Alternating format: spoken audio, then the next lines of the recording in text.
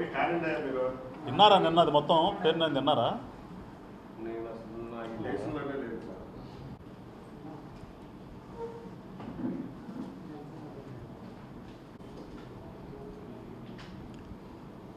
ఏం గోపి ఓకేనా?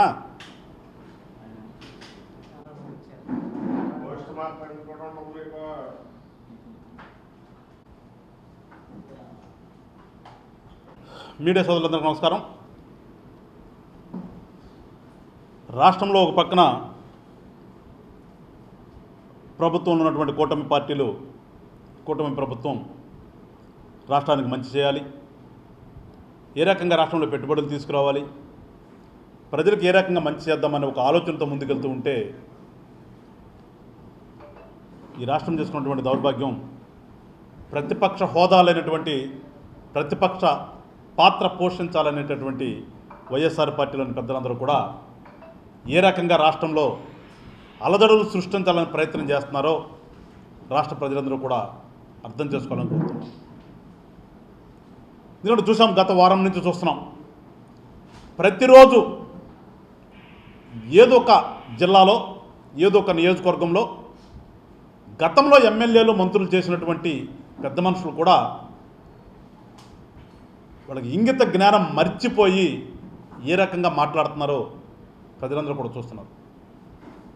ఒకడొచ్చాము నరికేయమంటాడు, ఒకడొచ్చాము రాత్రి నరకండి పొద్దున్నెళ్ళి పరామర్శించమంటాడు, ఒకడేమన్నా మళ్ళా మేమే వస్తాం, మీ అధికారంలోకి వచ్చిన తర్వాత మీ ఎంత చూస్తామంటాడు, ఇంకోడేమో అధికారం కోల్పోయిన తర్వాత కూడా మేమే అధికారంలో ఉన్నామనే అహంకారంలాగా ఫీల్ అవుతూ ప్రజెంట్ ఉన్నటువంటి ఎమ్మెల్యేలని, మహిళలను కూడా తిడతా ఉంటాడు.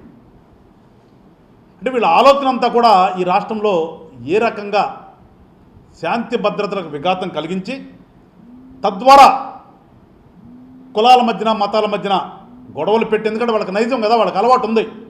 గతంలో ఆ పార్టీ పుట్టుకేంటి, పేరుకే వైఎస్ఆర్సీపీ, కానీ ఎక్కడి నుంచి వచ్చింది అది, వాళ్ళకు ఉన్నటువంటి అలవాటు కదా అది. దాన్ని మళ్ళా ఇంకోసారి ఈ రాష్ట్రంలో తీసుకురావాలి అనేటటువంటి ఆలోచనతో ముందుకెళ్తున్నటువంటిది అది నిజంగా రాజకీయ పార్టీనా ఏంటో ఒకసారి రాష్ట్ర ప్రజలందరూ కూడా ఆలోచన చేయమని చెప్పేసి జనసేన పార్టీ తరపు నుంచి కోరుతున్నాం. నిన్న చూసాం, గుడివాడలో ఒక డ్రామా ఏ రకంగా తయారు చేశారో, దానికి ఏ రకంగా స్క్రిప్ట్ రాసుకున్నారో, ఆ స్క్రిప్ట్ ప్రకారం అక్కడ ఉన్నటువంటి ఆ జడ్పీ చైర్పర్సన్ ఏ రకంగా వచ్చారో, వచ్చిన తర్వాత వాళ్ళే ఏ రకంగా గలాట సృష్టించుకున్నారో, అదంతా కూడా గతంలో మంత్రి పెట్టినటువంటి ఆ పేరుని నాని అనే వ్యక్తి ఏ రకంగా అయితే అతను ఫోన్లో మాట్లాడుతూ అలజడులు సృష్టించాలనే ప్రయత్నం చేస్తున్నాడో బయటకు వచ్చింది. అది కూడా చూశారు ప్రజలందరూ కూడా.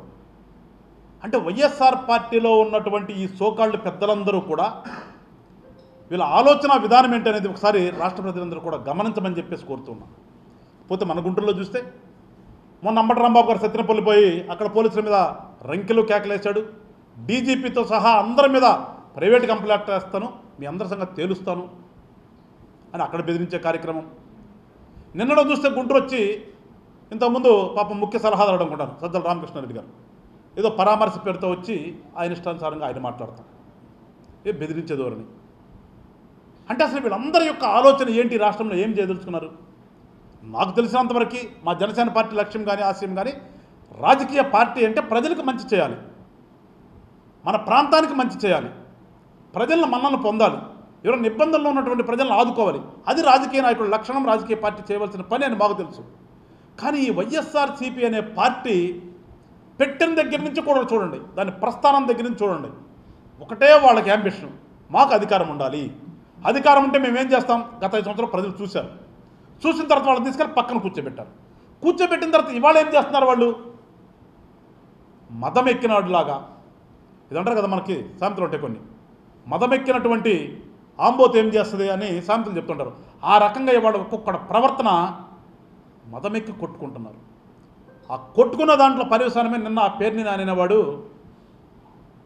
ఏదో వాళ్ళు మీటింగ్ పెట్టుకోమని ఎవడొద్దండి, మీటింగ్ పెట్టుకోండి, మీ ఇష్టం వచ్చినట్టు చెప్పుకోండి. ఒక పక్కన ముఖ్యమంత్రి గారిని, ఇంకో పక్కన డిప్యూటీ సీఎం గారిని ఇష్టానుసారంగా నోటుకొచ్చినట్టు మాట్లాడుతున్నంతా కూడా సోషల్ మీడియాలో చూసాం. 76 ఏళ్ల ముసలాడంట, వీళ్ళ నాయకుడైనా 50 ఏళ్ల పొడుసాడంట. 50 ఏళ్ళ పొడుసాడు దేనికి? 50 ఏళ్ళు దేనికి? 76 ఏళ్ళు దేనికి? 76 ఏళ్ళు ఉన్నప్పటికీ కూడా ఇవాళ రాష్ట్రం కోసము ఆయన ఎంత కష్టపడుతున్నాడో చూస్తాం. రాష్ట్రంలో ఉన్నటువంటి ప్రజల కోసం ఏ రకంగా ఆయన పనితనం ఉందో అది చూస్తారు ప్రజలు. చెప్తే 50 ఏళ్ళు ఉన్నటువంటి నీ నాయకుడు చేసింది అంతే. గతంలో 5 సంవత్సరాలు కూడా ఇంట్లో పడుకున్నాడు కదా, బయటకు ఎప్పుడన్నా వచ్చాడా? బయటకు వస్తే ఏం చేశాడు చూసాం కదా, పరదాలు కట్టుకుని హెలికాప్టర్లో రావడానికి కూడా భయపడుతూ చెట్టును నరికించుకుని. ఎంతోరా బాబు, మీకు 50 ఏళ్ళు ఉంటే ఏమైంది? లేదంటే ఏదో కుర్రాడం పరిగెత్తామంటే ఏముంది ఉపయోగం ఉంది మీకు? చెప్పుకోవడానికి దమ్ము ధైర్యమని. బయట జనంలో రావడానికి భయపడి లోపల కూర్చున్నటువంటి వాడికి 50 ఏళ్ళు ఉంటే 40 ఏళ్ళు ఉంటే ఎన్నేళ్ళు ఉంటాయండి? ఇవాళ ప్రజల కోసం రాష్ట్రం కోసం పనిచేద్దామని 76 ఏళ్ళు ఉంటాయి, 80 ఏళ్ళు ఉంటాయండి. సంకల్పం ఉండాలి మనిషికి సాటి మనిషికి మంచి చేద్దామనేటువంటి ఒక ఆలోచన ఉండాలి. ఆ ఆలోచన చంద్రబాబు నాయుడు గారిలో ఉంది. మీకు ఎక్కడ తెచ్చిందిరా? మీకేముందా ఆలోచన? మీకున్న ఆలోచన అంటే లోపల కూర్చుందాం, ప్రకృతి వలన దోసుకుందాం, ఏ రకంగా దోసుకున్న సంపదనంతా దాచుకుందాం. ఈ ఆలోచన చెప్తే మీకు ఎప్పుడైనా ప్రజల గురించి రాష్ట్రం గురించి ఆలోచన చేసి తెచ్చారా మీరు ఎప్పుడైనా? మీకు అది లేదు కదా. మరి మీకెందుకు ఇవ్వడం? ఊరకనే మీకు మీడియా ఇచ్చింది కదా అని చెప్పేసి ప్రెస్ మీట్లు పెట్టుకుని మీటింగ్లు పెట్టుకుని జనాన్ని తెచ్చి కూర్చోబెట్టుకుని అరుపులు కేకలతో ఏమేమి మాట్లాడుతున్నా పేరుందని బుద్ధుందారా నీకేమన్నా? అసలు నీకు ఎట్లా మనిషి పుట్టేవారు? నీకు గతంలో కూడా ఇదే చెప్పాను నేను. ఒక రాజకీయ నాయకుడు అంటే వాళ్ళు ఎట్లా ఉండాలి? ఎదుటి వాడిని కూడా కౌగులించుకోవాలి. ఎదుటి పార్టీ నాయకుడిని కూడా చూసి విష్ చేసి అతన్ని ఆలింగనం చేసుకుని ఏం చేద్దాం రాష్ట్రం కోసం మీరు కానీ మేము కానీ అనేటటువంటి ఆలోచన విధానం రాజకీయ నాయకులు ఉండాలి. తప్పితే అరే మీకు ఒక్కడికన్నా ఆ జబ్బు తెచ్చిందిరా, మీకు ఒక్కళ్ళన్నా ఆలోచన ఉందిరా మీకు? ఎంతసేపు మీరు ఏ రకంగా తయారయ్యేవాళ్ళ? నరుక్కుందాం రండి, పొడుచుకుందాం రండి. ఏంట్రా బాబు ఇదా రాజకీయ నాయకులు అంటే? ఇట్లా ఉంటారా? మేము అనుకోవట్లేదు ఎక్కడ కూడా. అరే ఇది నిజంగా ఇద్దరు ఎవరన్నా తన్నుకున్నా కానీ రెండో రోజున పలుక్కుందామనే ఆలోచన చేస్తారు. ఎదురు పెడితే మాట్లాడాలి. అరే నిన్నేదో అయిపోయింది నిన్నటిది, ఇవాళ మనం మనుషులుగా బతుకుతున్నాం, పలకరిద్దాము, ఇద్దరం కూడా మళ్ళీ ఫ్రెండ్షిప్ చేయాలి అనే ఆలోచనతో మామూలు మనుషులు ఉంటున్నారా? మీకేమొచ్చిందిరా? మీకు ఎట్లా తయారయ్యారు మీరంతా కూడా? మీ బ్యాచ్ మొత్తం ఇట్లా తయారైంది కదా. నరుక్కుందాము, పొడుచుకుందాము, చంపుకుందాము, చంపండి. ఏంట్రా బాబు ఇదానా రాజకీయం అంటే? ఏదో నీతులు చెప్తావు ఒక పేరు నన్ను, ఇదానా నువ్వు చెప్పే నీతులు? రాత్రి కాదు నేను పగలే చంపమని చెప్తాను. ఏంటి పగలు చంపేది నువ్వు? పగలు చంపే ఏడ్చే అదవే నువ్వు. మొన్న ఎలక్షన్లు ఎందుకు ఏడవలేకపోయావు నువ్వు? ఎలక్షన్ల నుంచో డబ్బు లేదు నీ దగ్గర, ఎలక్షన్ నుంచో ధైర్యం లేదు నీ దగ్గర. ఏ రకంగా నీ మీద గోడౌన్ కట్టుకున్నావో, ఆ గోడౌన్లో బయ్యన్ని ఏ రకంగా దారి మళ్లించావో, నీ మీద నీ ఆవిడ మీద ఏ రకంగా కేసులు పెట్టుకున్నావో, దానికోసం ఏ రకంగా బతిమలాడుకున్నావో, ఆ రోజు చంద్రబాబు నాయుడు మంచాడు నీకు. ఆ రోజు అక్కడ ఉన్నటువంటి మంత్రి నీకు మంచాడు కాదు, చంద్రబాబు నాయుడు గారు మంత్రి మంచాడు. పాపం మా ఆవిడ ఆడాళ్ళతోలికి వెళ్ళొద్దని చెప్పాడు అన్నప్పుడు మాత్రం ప్రెస్ మీట్ పెట్టి పొగిడినటువంటి నీనోరే ఇవాళ వచ్చేసి మళ్ళా ముసలాడు ఏం చేస్తాడు, చచ్చిపోతావు కదా, నువ్వు ఎట్లా బతుకుతావు? ఇదిరా నువ్వు? అట్లా ఎట్లా మనిషి పుట్టారు బాబు నువ్వు? నిజంగా పేరున్నాననేవాడిని నీ గురించి చెప్పుకోవడానికి కూడా సిగ్గేస్తున్నావు మాకు. ఇంకా నోరు జారి మా నాయకుడి గురించి మాట్లాడుతున్నావు. అరే నిజంగా చంపేస్తారా బాబు నేను? నిజంగా నువ్వేదో రేత్రి పొగలు అంటున్నావు. నిన్ను నిజంగా చంపేస్తారు. అంతదాకా తెచ్చుకోవద్దు నువ్వు.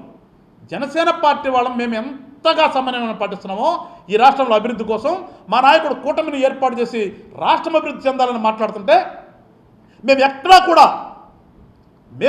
కూడా నోరు విప్పిరాట్లా. మా ధ్యేయం రాష్ట్రం అభివృద్ధి చెందటమే, మా లక్ష్యం ఈ రాష్ట్రంలో ఉన్నటువంటి ప్రజలకు అందరికీ మంచి జీవితాన్ని అందించడమే అనే ఆలోచనతో జనసేన పార్టీ అంతా కూడా మేము ముందుకెళ్తుంటే మా నాయకుడి గురించి ప్రేలాపన వెళ్తున్నావు పేరు. నేను నిజంగా నేను అరే నీ శవం ఎక్కడుందో కూడా తెలియదురా బాబు. మళ్ళా నిజంగా ఒక్క నిమిషం మా వాళ్ళు కన్నెర చేస్తే నీ శవం ఎక్కడ ఉంటుందో కూడా తెలియదు పేరుందని తెలియదని చెప్తున్నా. నీకు ఇంతకుముందు కూడా చెప్పాము నీకు. నువ్వు ఏమైనా ఏడు ఈ రాష్ట్రంలో ఎట్లయినా మాట్లాడాడు.